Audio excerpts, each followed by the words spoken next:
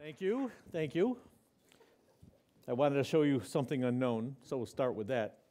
And you'll recognize this as our own planet. And the amazing thing about it, one is that how much we take that for granted.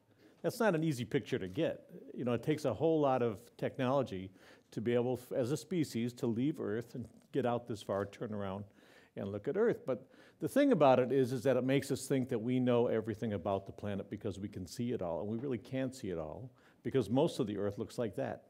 So all I did there was rotate the Earth around a bit, take away the clouds, and you see a whole bunch of blue. And that blue's the world's oceans. And this is just the Pacific Ocean, but you'll see on there there's hardly any continent at all. There's just little bits of North America up here, and Australia down here, New Zealand over here, and the islands of Hawaii, but all that blue. And the average depth's about 2 miles. That's pretty deep. So there's an awful lot of water covering the surface of the Earth, and it's vast. That's thousands of miles across. So today, the thing that amazes me is we've only explored about 5 or 6% of the world beneath the sea. So, and the Earth is covered with 70% of water.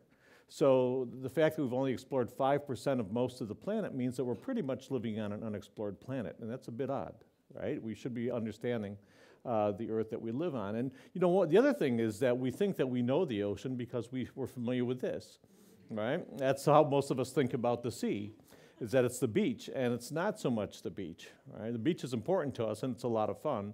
And it's a place where the ocean, that unknown world, meets the world that we know.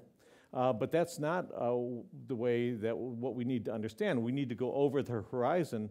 And you know, when we do that, just a couple of things about the ocean, that if we left New York City over here and we went and headed toward Africa here or Europe here, instead of the oceans getting deeper and deeper and deeper and deeper, right down the middle of the ocean, there's a mountain range.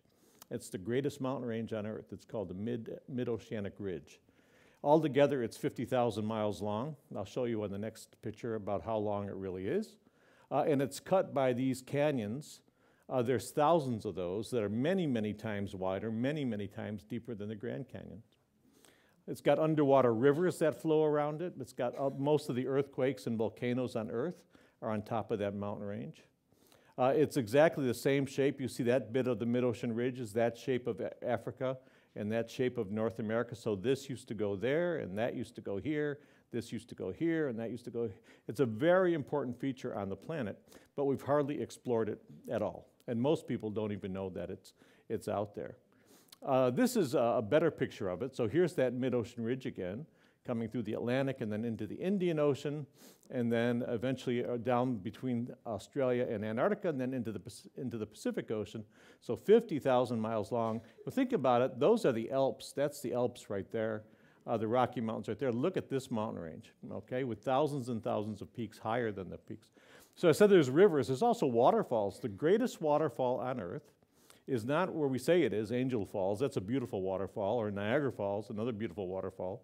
It's between Iceland and Greenland right here. Beneath the sea, there's an underwater waterfall that's many, many times higher and has much more water flowing over it than anything we see under the sun. So my message to you is that there's this whole world out there beneath the sea that we've yet to explore.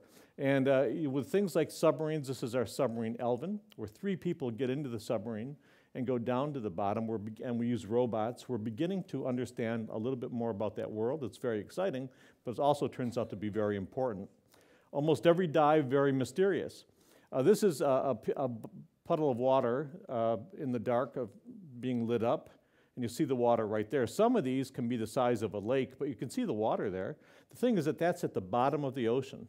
So you're about a mile down in the ocean, deep down in the ocean where it's pitch black, no sunlight, looking out the window of the sub, and there's a little pond of water sitting there, and sometimes it's a lake of water with a shoreline. Animals live in there that don't live in the water up here, that's the ocean, and animals live in the ocean that don't go in here. We have actually lakes beneath the sea and ponds beneath the sea. Okay? It's like SpongeBob SquarePants, except it's real. It's a very strange place. And then the animals that live at the bottom of the sea, we're always finding out something mysterious about them. And I'll show this one because you'll see my friend here studying how animals hide. And here he is sneaking up on this algae sitting in there. Yep. Pretty amazing. That's an octopus, a cephalopod. That's my friend Roger Hanlon. okay, studying that octopus. And he's got a lot more since he did this. But watch this big animal, this big wonderful animal. It's got very smooth skin.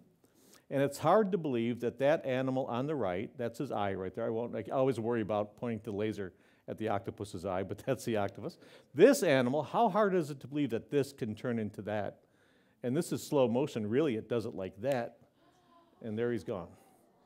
Okay? So almost every dive, we're finding out something amazing like that. That's the beauty of ocean exploration. Sometimes it's not just things we never expected. Sometimes we know that we lose things at sea. Bits of humanity end up at sea, and sometimes it's in big clumps like Titanic. And in the workshops, I'm going to talk a little bit about our exploring the Titanic and why that's important too, because Titanic turns out to be teaching us some lessons we need to learn. So finally, all the exploring is great and it's exciting, but it's important because 7 billion and more people live on this planet, and no matter where you live, the oceans impact your life through things like weather patterns and climate change. And no matter where you live, you impact the oceans. Anything you put on the ground or into the air, carbon dioxide or fertilizers or pesticides or anything you dump on the ground that goes down a drain ends up in the middle of the ocean. So we need to understand how to live with this earth better, but before we take action, we need to explore before we can do that.